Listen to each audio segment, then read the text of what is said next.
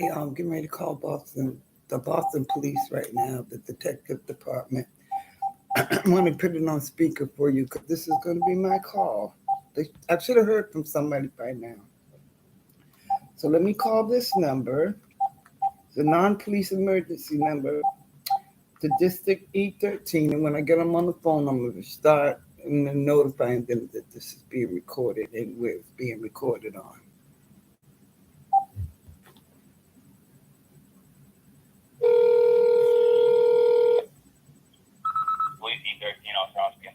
Yes, this is the Boston Police at District E13. Yes. And these phone calls are being recorded, right?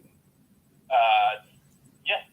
Okay, I'm on my YouTube, and the reason why I was expecting a detective to call me regarding an assault by my property management. I filed a police report. I have the police report number here.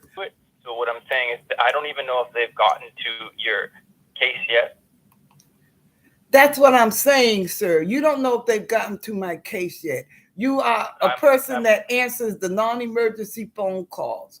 I was told by this report, as I'm repeating, that the officer told me just to call and ask for the detective department. You're wanting to send another police officer out here to do the job. I've done the report already. I'm adding to the incident what happened because they asked me for a name to put on that police report. He's connecting me to a non-emergency police. Detective? Okay, you are the detective department? Yeah. Oh, man, it took me pulling teeth to get to that young man, Tim, on the phone, badge number 3636, like I was forbidden to call you all. I reported the incident, and I have the police report number here, okay? Now, at the time, they wanted me to add a number to who's responsible for the amputation of my toes and also the medical condition I'm in. I have a name to be added, the person that I'm going after on that police report. And I'm still waiting for a detective because the officer said, well, you give all of this to the detective, but no detective has come out and taken a report or interviewed me. And I'm trying to find out who's assigned to this case. Okay, do you have your case number? Yes, 252 Okay. 048 442.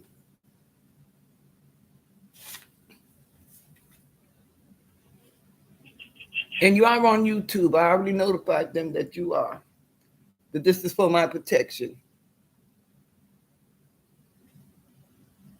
And the people that are following this case, that they have heads on, no untransparency. Okay. Is there a phone number someone could reach? Okay, so it hasn't been assigned yet to anyone. Not at the moment. No, they're still assigning cases. They're still going through the case. Okay, what is because I'm acting now as my own lawyer. So do you know if there's a time around or where when you file a report that they should be responding to you to go ahead to proceed with this? Is there a timeline? No. So they can come at any time? Yeah. You hear this, public, right? They don't need to act on this amputation. They can do it and sign it at any time they feel like it, and to whom. So I can wait for a detective until they decide to send one. I just want to get that clear with the people on YouTube. Can I get your name? Yes, my name is Beverly, Beverly. Last name is McLeod, MCLEOD. Okay. And what's the best phone number? 617-564. 617-564-7946. 7946. 46. Now, I was only told that this would take a couple of days. I had no idea it could turn into weeks. A couple of days. You just reported this a few days ago on Monday. Right. So the officer said it only takes a couple of days. She said she's done her report. Let me give you this report number. And I asked her, I said, I'm going to find out the name of the person that this report needs to be under. She said, you can get that and tell that to the detective. It takes a couple of days. When the detective, she said, they won't come out, but they'll call you and tell you and ask you information about what's this, and then you can add the name to it then.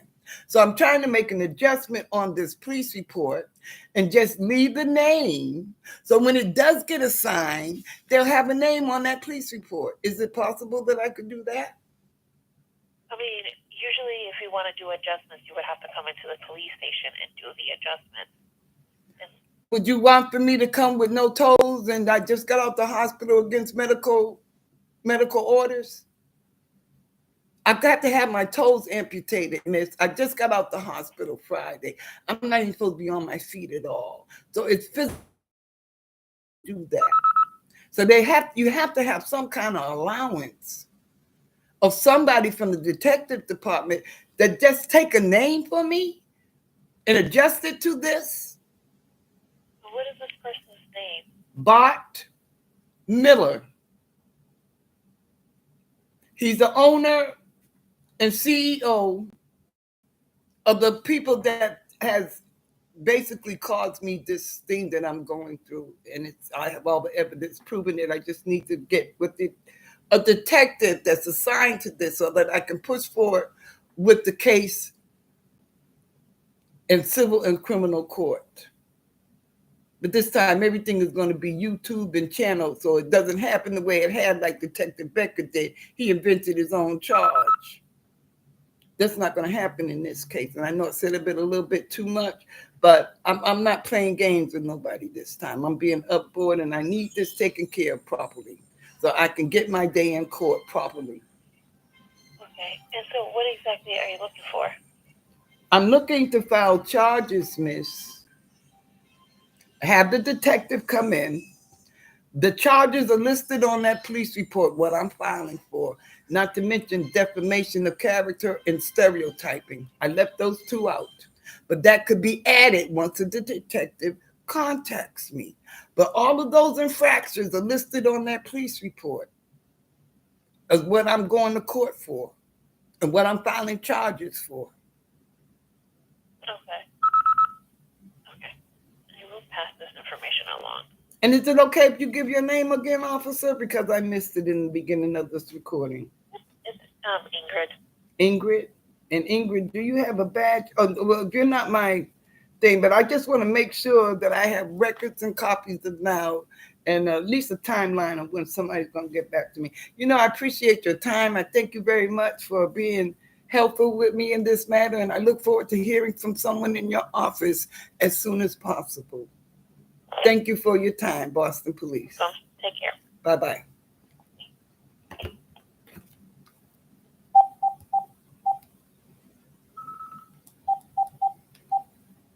I hang my phone up. It always gives me a hard time to hang it up.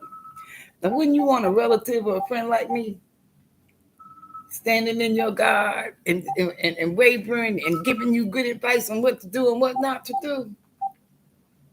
I'm using my case, I told you, as an example how to handle these motherfuckers coming at you. Let me go grab it. This could be a nurse that's left here. And she is my rehabilitation nurse.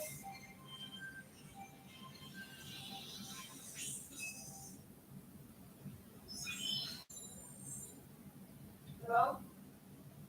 Oh, fuck. Bad call. I'm coming back into. I am on my way. I'm struggling here, but I got the Spirit of God in me. I got the will of God to take over and guide me and protect me and love me. Okay, here I'm back again.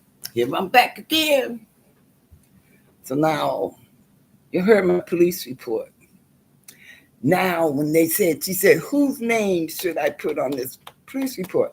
I said office management people. I said I don't have their specific name. I just knew Khadisha and what is her other name? Damn, I keep forgetting this woman's name.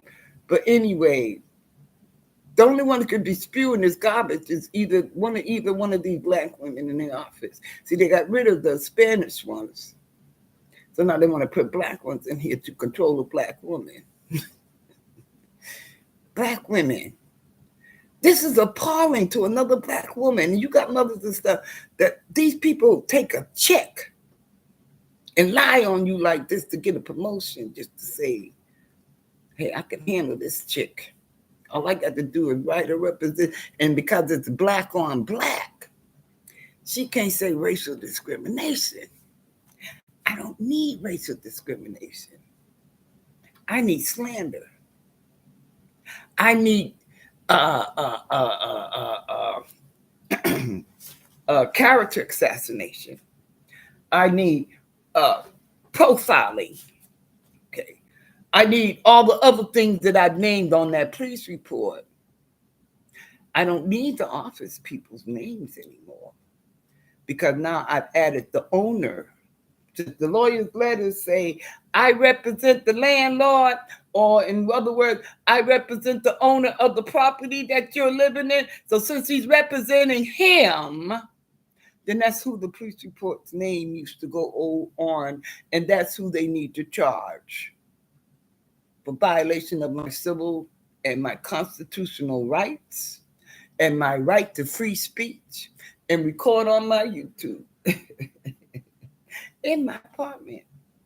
They're breaking the law by sending me these threats. But since he has the lawyers and he's hired them to harass me and basically threaten and brutalize me, then he has to be responsible for the shit that he told his lawyers to send me this garbage.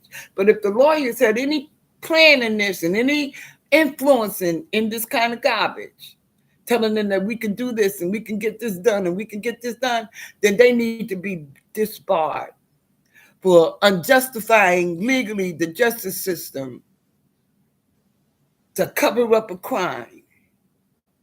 This lawyer, this business, to me, is uncredible because the dollar amount, wherever they're paying them, they are using this facility and this money to cover up the abuse of military, Vietnam veterans, disability people, mental and physical impaired people. They even had the blind. Like I said, they had a thing in Worcester. They wouldn't even rent to the blind because they didn't want them in their apartment buildings. Handicapped. Oh, they're blind. Let's put them type in here. This is sickening. And the government doesn't need to pay this motherfucker another dime until they clean house and clean this out. But it's people properties in the community buildings. If you're living in those buildings and if something like this is similar to what you're going through, give me an email. I'm going to now start emptying out my email and paying close attention to what I get on my email. Please respect that you got my numbers, that you don't give me any phone calls. I'm not looking for no relationship. All I'm looking is supporters to help me in this movement. Once I get this in time and in the courts and get this off of my head, boom, and put these people in check and call me for a date.